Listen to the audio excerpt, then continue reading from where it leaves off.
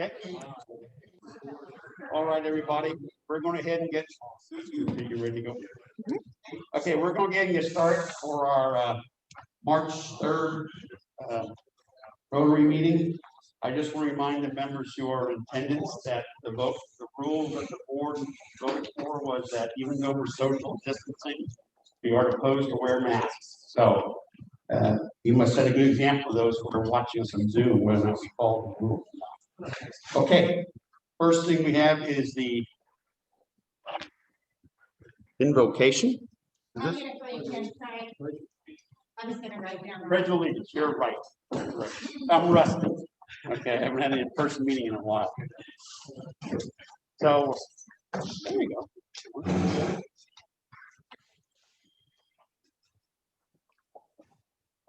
There we go. We have a allegiance, the pledge allegiance. I pledge allegiance to the flag of the United States of America and to the republic and one nation under God, indivisible, with liberty and justice for all. Okay. Our invocation today is by Derek. So Derek will say something. All right, please bow your heads with me. Dear Lord, we thank you for giving us the opportunity to gather together safely in person and virtually today in the name of Rotary. Let us live the four-way test by being truthful and fair with all the people at all times and allowing us to build better friendships and making sure our actions are beneficial to all that may be affected. We pray for the safety of our troops located throughout the world. Please bless the hands of the men and women who prepared all of our different meals today. Bless Rotarians throughout the world, keeping our minds strong and our loved ones safe. In your name we pray. Amen. Amen. Okay, thank you. Okay, next thing we have is do we have any business areas? Okay. Do we have no guests of the information committee? Do we have any guests of Rotarians? I think we have one or two. Go ahead, Moran. Yes, I have a guest today. I am happy to say that Marcia Irvine has joined us again today. And with my new little granddaughter having been born, Marcia and I were going to try to get together and really talk a lot about Rotary, and we haven't been able to do that just yet. But Marcia is considering joining our club. Marcia, if you could say hello. Marcia? Hi there. Yep, I had to unmute. Sorry about that. Yes. Hi. Thank you for including me again. And I look forward to another great presentation. And Tam and I will get together in the next week or so. Thank you. Okay. Thank you. Is there any other guests? All right, we'll move on. We have 4 student guests today, 2 from Pleasant Ridge and 2 from Leavenworth High School. I will start with the 2 from Pleasant Ridge, and we'll start out first with Miss Charlie Joe. So my name's Charlie Joe Monahan. I've been active at Pleasant Ridge in almost every club throughout high school and middle school. That includes FBLA, where I serve as vice president, student council as president, National Honor Society, RSVP, SAFE, and I'm also the boys basketball manager. I played volleyball, played basketball, and have played track for 4 years as a thrower. I'm also involved in our community with 4-H and AOC at my church. And next year I plan to attend college, either at Benedictine College in Atchison or Kansas State University in Manhattan to study business. Okay. All right, thank you. Matthew from Pleasant Ridge. So I've gone to Pleasant Ridge since kindergarten, and I know this community pretty well. But in high school, I've ran cross country and track, played basketball. I am a member of FBLA, National Honor Society, where I serve as student council representative. So I'm on student council also. I am in Community Service Club, RSVP, and I work for, or I'm a part of SAFE, which is our seatbelts are for everyone team. And next year I will attend Pittsburgh State University and major in finance. Okay, thank you, ma'am. Okay, now on to Leavenworth. We have Natalie Fields.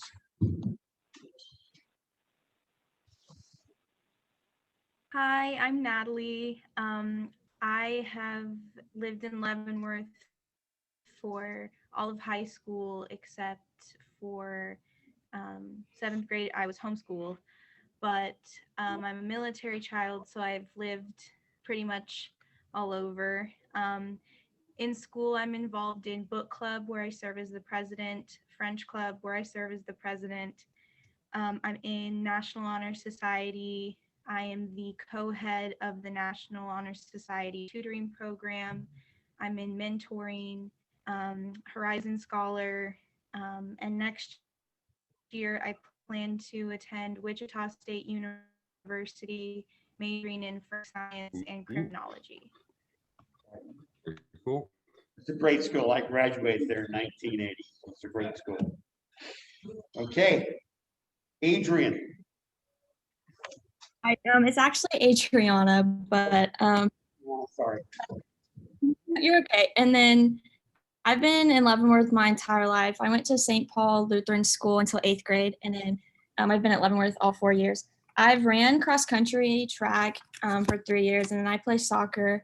For clubs, I'm in NHS. I'm the historian. I'm the editor-in-chief for our yearbook. I'm the treasurer for our student council. I'm involved in mentors, senior class cabinets, and I'm a Horizon Scholar. After high school, I plan to attend University of St. Mary's to get my physical therapy degree. And then after that, I plan to go to Creighton University to get my doctorate in physical therapy. It's got a good plan. Okay. Thank you very much. Okay, any induction of any new members, so we can go right on into announcements. So the first announcements, since it's the first meeting of the month, goes to Don Murphy for birthdays. Are you ready to give him, Don? Come on. Ask if you can speak. Do you hear me or not? We can hear you. Oh, okay, good. We have 6 birthdays this month, and one of the things we really like about our club, and that's something unique, 6 birthdays, 5 different states, and 2 different countries. First birthday is for March the 3rd, Jeff Pittman, Atlanta, Georgia. Next, Paul Kittle, March the 6th, Meriden, Connecticut. Jana Goodman, March the 7th, Gorman, Texas. Mark Schoneman, March the 24th, Madison, Wisconsin. And this next one has that real easy name, Terry Wachtelevich, March the 16th, Lake and Heath, Royal Air Force Base, England.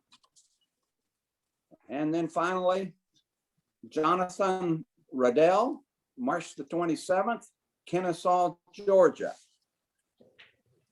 Have I missed anyone? Anyone we've missed? Okay, let us sing happy birthday to the birthday Rotarians. Happy birthday to you. Happy birthday to Happy you. birthday Happy to Rotarians. Happy birthday to you. Okay. Thank you. Thank you, Don. Other announcements I received from Don Murphy is that Don Murphy and Chuck Sobey have completed the backpack buddies. I understand they've completed the backpack buddies. We've delivered over the last 4 weeks to David Brower in elementary, and we were on average, I believe what they said was 80 meals, 80 meals for some of that number. of meals, so per week. So we appreciate that, and we'll look forward to doing that again this fall. Okay, is there any other announcements that need to be made or addressed to the club?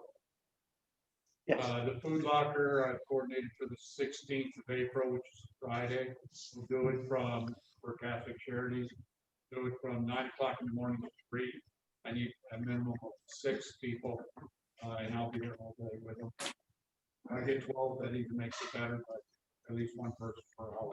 And what So day if is that anybody- again? It's the 16th, it's a Friday, April 16th, Friday. Okay. Okay, Where's the next volunteers? Where's the next? Got Dylan. And Tamara, I'm gonna need to help, like, or Carl, who has all this stuff. okay. Is it you or? We'll talk on that. Okay.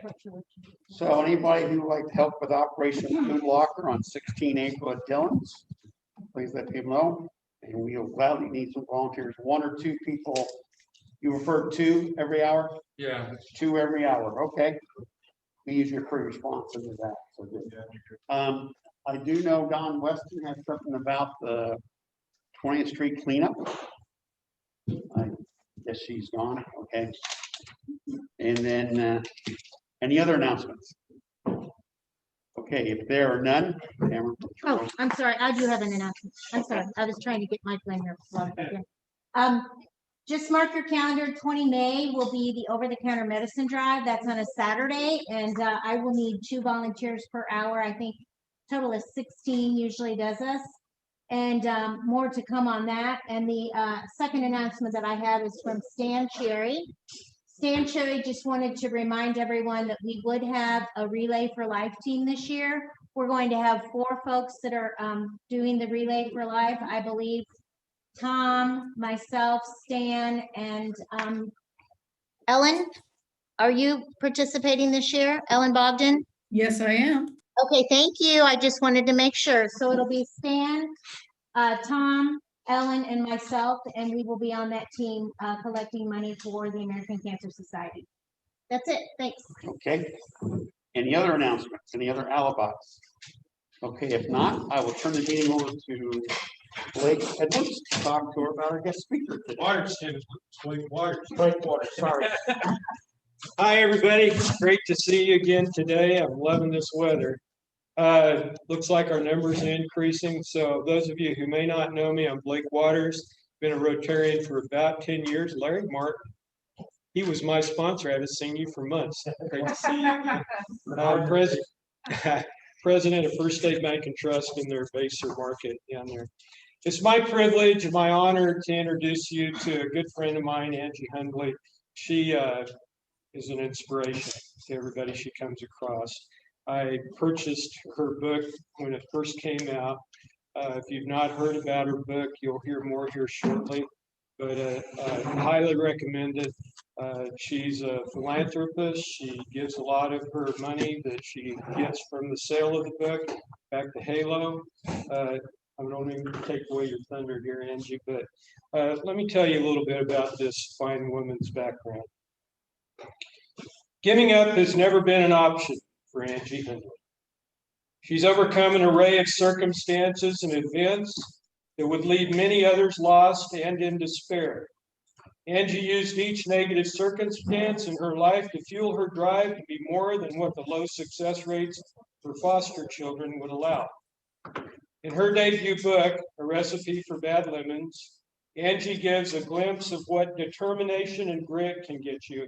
The most remarkable thing about Angie is that she never doubted for a moment that she would create the successful life that she dreamed of, even if that dream looks different than she originally expected. Angie's a mother of 4 children, spends her time passing on important lessons to her kids. She actively teaches by example. When adversity comes her way, she rolls with the punches and looks for opportunities.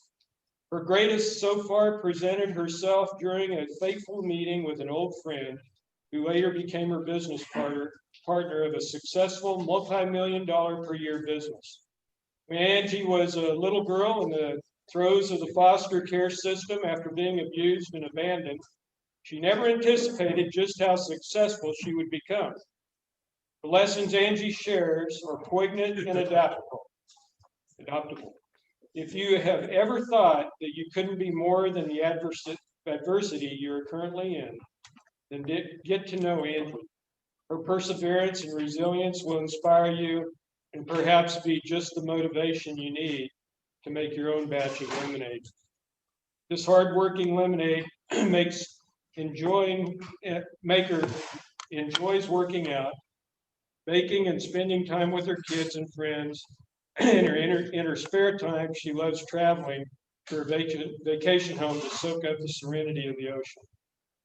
Angie, it's a pleasure to have you here. She and her company take care of my yard. She does a great job.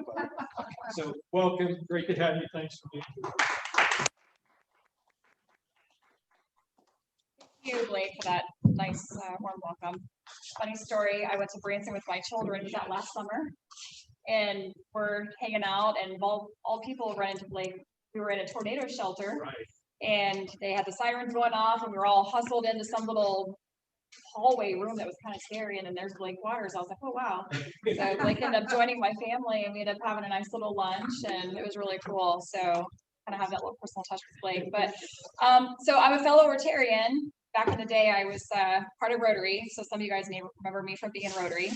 I'm sure many of you don't know that I was a foster child, and I never talked about being a foster child. It was something that I was always ashamed of. I hid behind it.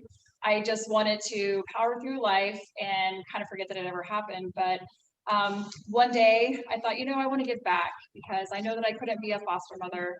I've got 4 children of my own, and I thought maybe it'd be good to be a foster parent, but I knew that was not being the best case scenario for me. So through a customer of ours, through the business, he was a big advocate for foster children through KBC, and he donated money through KBC, linked me up with a social worker, and so I met up with her for coffee, and I brought my adoption book with me.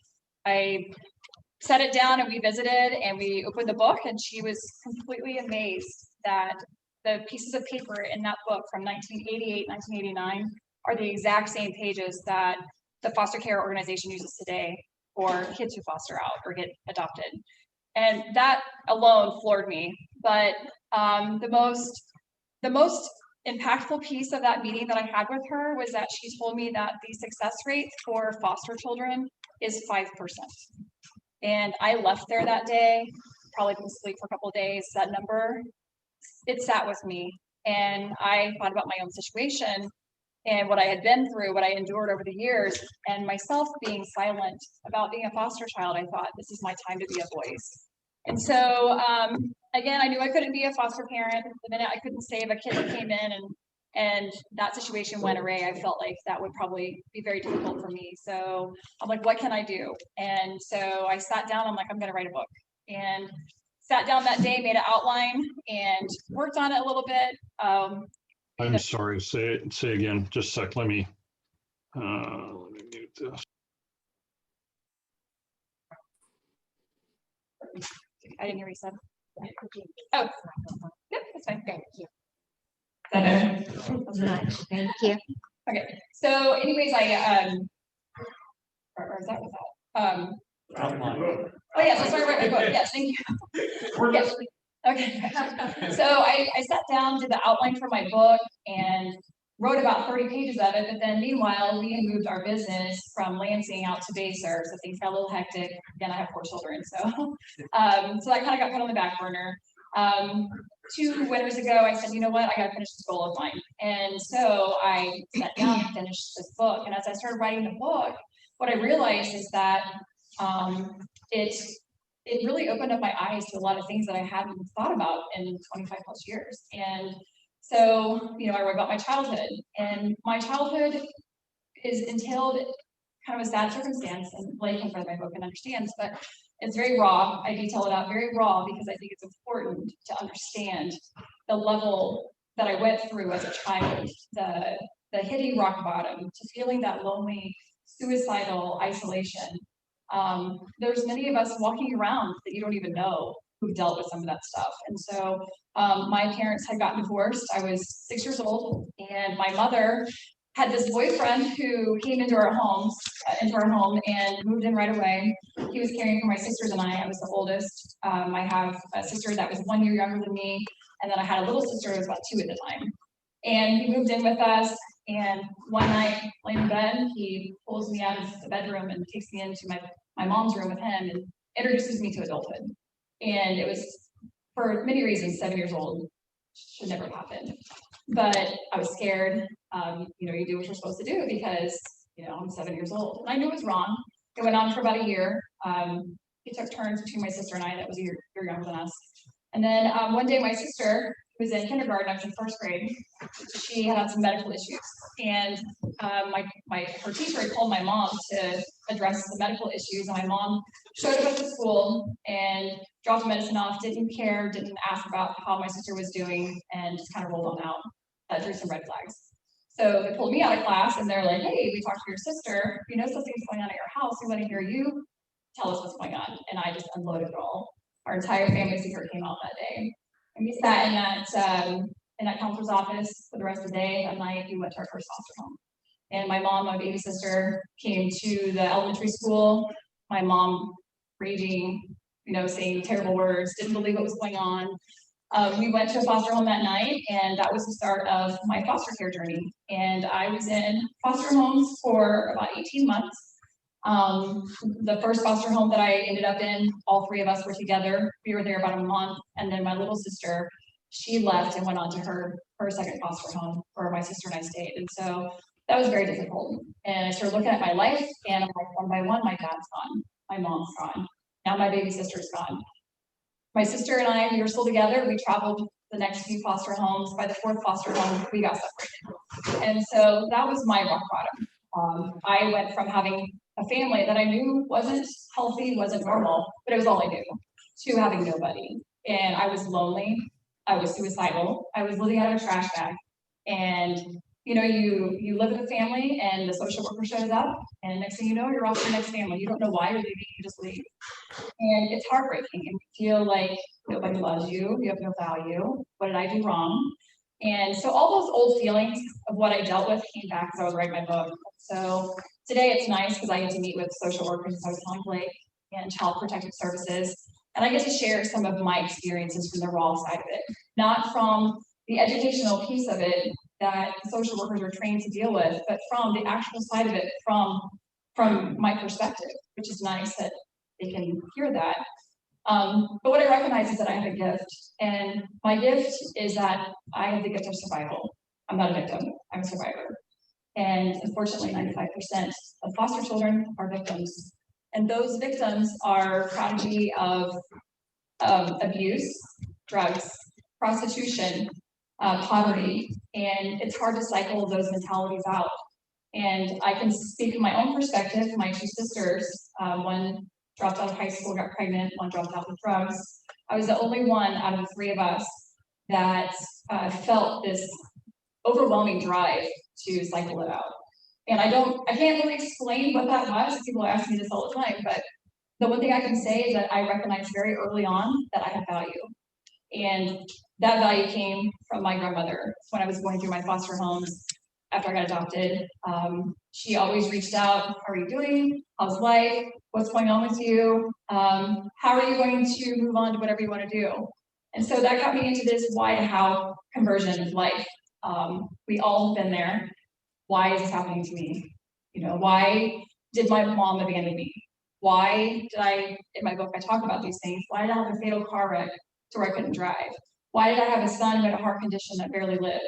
You know, all these whys of life that we all get succumb to, you know, why did I suffer divorce? And so we all get sucked into those whys of life, but there's a reality behind those whys, and it's called the how. And the how is, how can I be a better mother? You know, yes, my mom abandoned me. Yes, I had a car wreck. How can I drive again? How can I not be a victim of those things? How can I learn to understand my son's heart condition so that I can be a better mother to him? How can I learn to be a better life partner? You know, all these things in life that sometimes knock people down. And so I talk about this freely with many people when I get presentations, that there's this why the how scenario that applies to nearly everything that you have in life. And it's just a matter of understanding what is that why. And that why, how do you turn it into a how? And as soon as you can figure out that why and where you can apply it to the how, that's how you turn it into a healing process. And you get to go on, and you get to motivate others, and you get to power out of whatever that is that's got you knocked down. Because the reality of it is, if you're sitting down there after being kicked down, which my mom left me and I was in that position, even in my book, I share my psyche eval where it shows that I was really suicidal. I felt like I had no reason to live. Nobody wanted me. But one day I recognized that, you know what, maybe my mom gave us up because she knew she couldn't provide the life to us that we deserved. And I believe that. I know in my heart that's not what happened. But that was my faith that got me through that time of my life to make me believe that I had value to do something different. So I was going to show her, you know what? I am going to be better. I don't need you. And that was my motivation to get through things. That was my how. And so as we go through life, there's perception versus reality. And I say this all the time.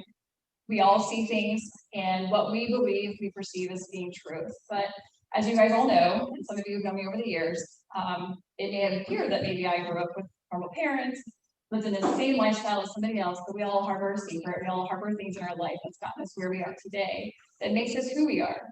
And so perception is so important. And I tell my kids this all the time that, and I talk about it in my book, that we have this 804 rule. And what that means is that if my children come home and want to tell me some gossipy story, I return it back to them like, okay, guys, how does that apply to anybody here at 804? Because it's so easy to look at a situation and have an opinion about it and be that reporter, but oftentimes you've got to turn that into how to be a supporter. How can you support what you saw? And that's so important. And so that gets me into the 95% statistic, which I think about every day. How can I help the 95% of these foster children that don't know how to talk about their pain, that have used their pain to cycle into drugs, poverty, prostitution, whatever it may be? It's a very sad statistic. It's definitely gotten my attention. It's opened my eyes. I went from being very silent about my childhood, never talking about it. I honestly made stories up about my childhood when my friends would talk about theirs because I wanted to seem like I was just as cool as them, because that was the perception I thought I had to have.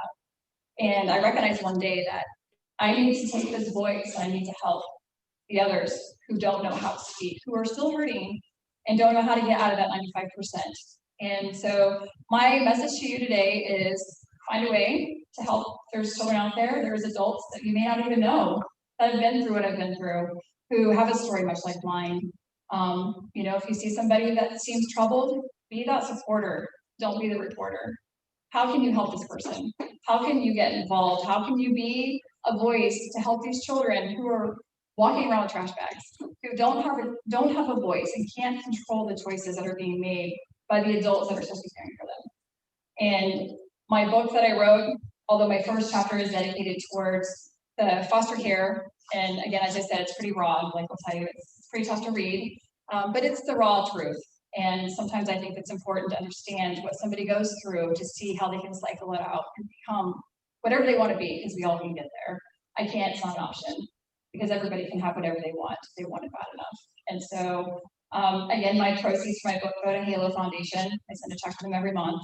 Most of the time, I don't even really come up with the funds. I just send it because I want to help support it. And Halo Foundation is out of Kansas City. They help kids who are living off the streets.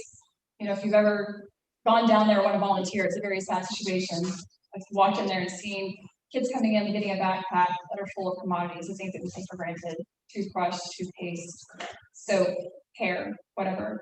And it's very sad, but that was me at one point. I didn't know where my life was going to be.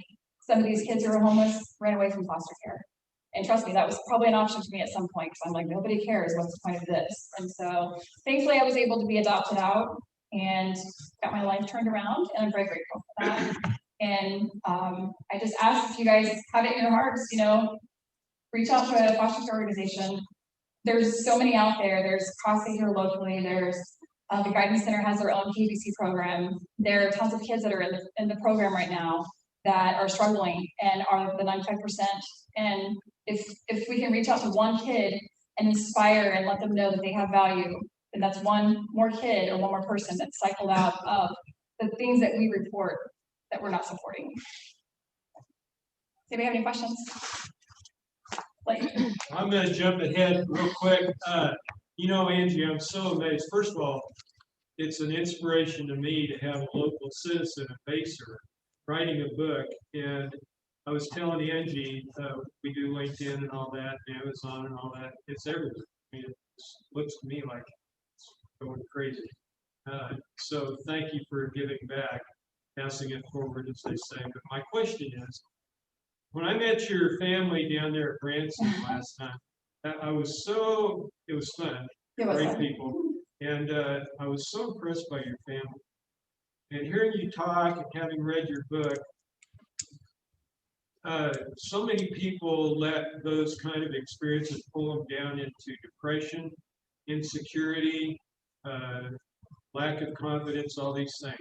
You've got that grit behind you, and I can understand the fight in your spirit and compliment you on that. But my question is, how did you get to the point, like even today, you're confident, you're a fabulous speaker, you're an author, you're the owner of a multi-million-dollar company.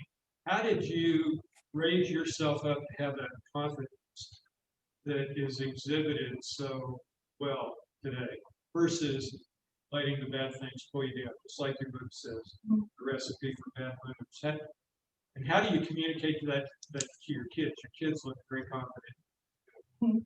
Well, I think it really just comes down to, again, I have a goal. I mean, like I said, I never talked about it. My closest friends read my book and cried. It was like, I can't believe all these years, 15, 20 plus years I've known you. My best friend from middle school, who I was going through a lot of that situation at the time, had no idea. And I think I never wanted to burden somebody with my problems, you know, because I felt like in my mind, everybody's got problems.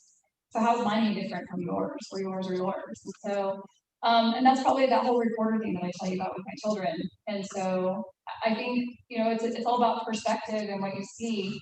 You know, I've been through a divorce, and, you know, I go to dinner with my kid's dad, and the three of us are sitting there and whatever kids go. And the perception looking at this dinner table is that it's husband and wife and a child. But the reality of it is it's actually ex-husband, ex-wife having dinner for their child. And unfortunately, situations like that are considered not normal. And it's sad that we live in a world where we have to have that type of perception, you know? And so I think it's just all a matter of perspective. That's kind of how I mentor my children, to be honest. So the confidence, I think, that came later. I think once I realized that there was a need for a voice, it just kind of hit me. I think God is looking out for me right now. It's like, give me this push. So yeah, I feel very, very grateful for that. Yes. I too was raised in foster. Mine is the opposite. I stayed in the same foster for many years and had the best loving foster. So mine is the side. So did you foster out? I still have 18. Wow. And that's the other thing. There's kids who foster out the program that are 18 years old. They don't have anywhere to go. They don't know. They don't have families to help guide them through. There's federal programs and stuff, but if you aren't researching that to understand that, guess what happens to those kids? They're in that 95% statistic because they don't have anybody there supporting them, helping guide them. I mean, even for myself, I had a family, but I had to try to figure all of it out myself. How was I in college? And so, I mean, someone like you, that's a tough situation as well. I was grateful that I was adopted, even though I was adopted into poverty, but it's still, yeah. My foster dad had 8th grade education, smartest man I've ever met in my life. He told me when he was today, it's going to affect me 20 years. And he said, Mark, they'll let you go to trade school for free. You need to learn a trade. He said the trade is the most important thing you have to feed your family later on. And I went to welding school to learn how to weld. Yeah, I don't want to weld the rest of my life. I went to the Army, retired from the Army. When I got out, looking for a job, the railroad retired, I didn't know how to weld. Oh, I can do that. You probably can relate when I say that at some point you had value, right? Yes. Your foster dad told you, hey, look, this is what you can do. How are you going to do that? Let's get you over here. His statement to all of us was, there is no for me. I want to hear it. It's Don't come to me and say for me on my load. Right. There's no such thing. You say, tighten up your bootstraps a little tighter today. Let's get going. And I have that. My kids say I'm not a coddling mother. He say that sometimes, but I do have that mentality that you're upset, and I try to be more empathetic and sympathetic, but I have that roughness in me that I'm like, okay, how are we gonna move on from this? Like, I love my kids. I got 2 boys, 2 girls. And sometimes I have a hard time with my girls because they're so emotional, and I'm the boy mom. I'm over here going, okay, suck it up. And so that's not a non-coddling part of me, but it is, because for me, you know, when you were on the other side of all of that, you've seen the roughness, toughest of life. There's nothing that is worth crying over. We have 4 daughters. I taught all of them, you better change a tire in their car, right? Absolutely. You gotta change oil in their car, right? Yeah. All of these things you have to do, because I don't know what your husband. Absolutely. And so you walk out the store and get in that car and you have a flat, don't call me, because you know how to do it. Same thing. Thanks for sharing that. That's cool. A lot of people don't talk about that. So, and that's kind of why I talk about it, because I like people to talk about their experiences. You've had a positive experience as well. We need more voices like mine and yours to help these other people see that, hey, there is a positive side of this, and it's hard to get that message out there. So, do you have a question? How have you come to peace with your mom? Or have you come to a peace with your mom, and what role did forgiveness play? I have come to peace. I talk about it in my book. There's a chapter I dedicate to where I actually went and met my birth parents. My father is deceased. I actually had a really good relationship with him before he passed away. I have just come to the conclusion that my birth mom is probably has some mental issues. I mean, obviously, if any of your parents, it's not normal for you to choose a boyfriend over your children. So she ended up marrying that guy.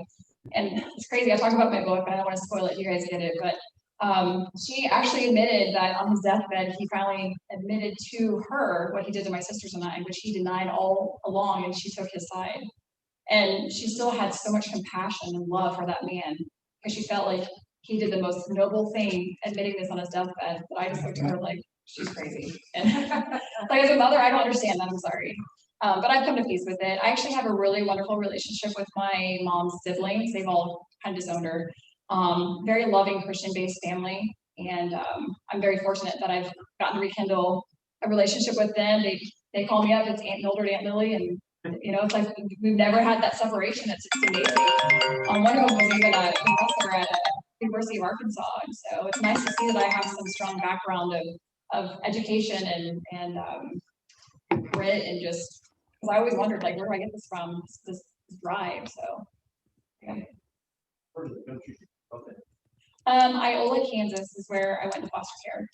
And I ended up getting adopted in Iola, and then I ended up moving to Leavenworth right before my senior year, or I'm sorry, my freshman year of high school. So yeah.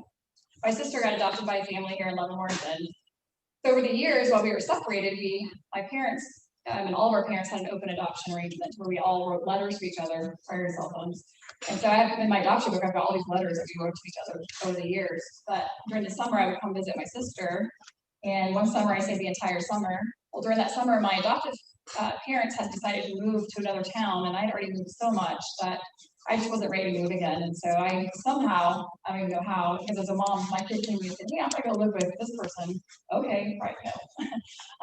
But I went to my adoptive parents and I just begged them, like, please just let me go live with my sister. And I don't know how, but they did. And so that's how I ended up in Leavenworth.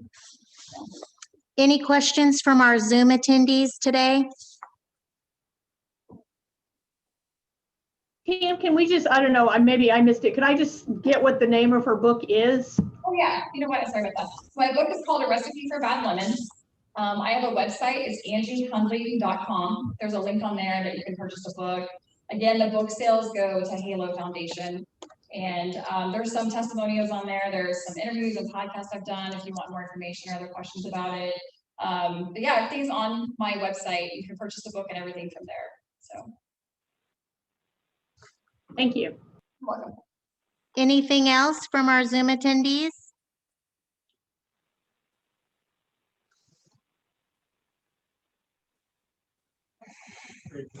Thank you guys for taking time to listen.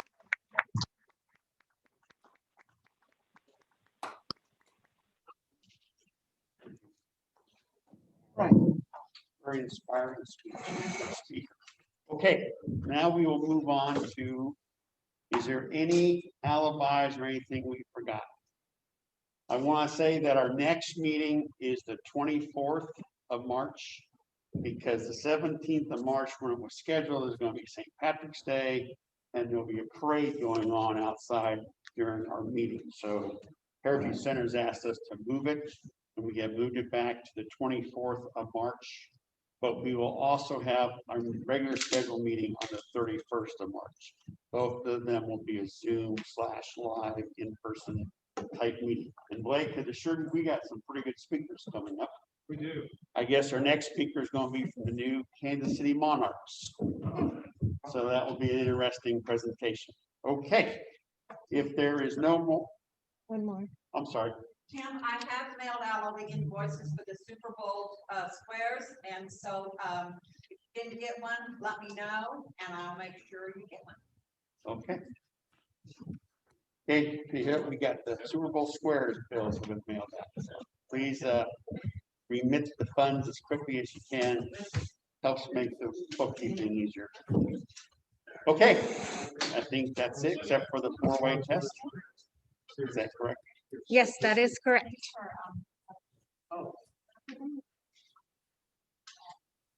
Okay, Hang let on. us stand for the four-way test.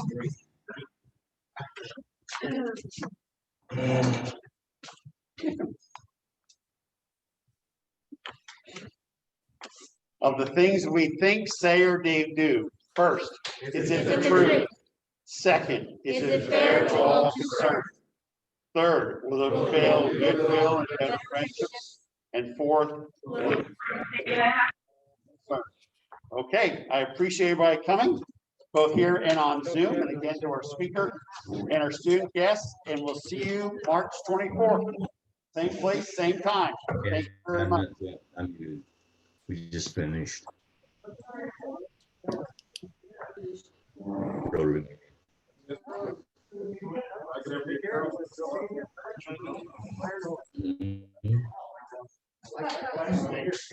Hey, Larry, good to see you, buddy. It's got a lot of chances for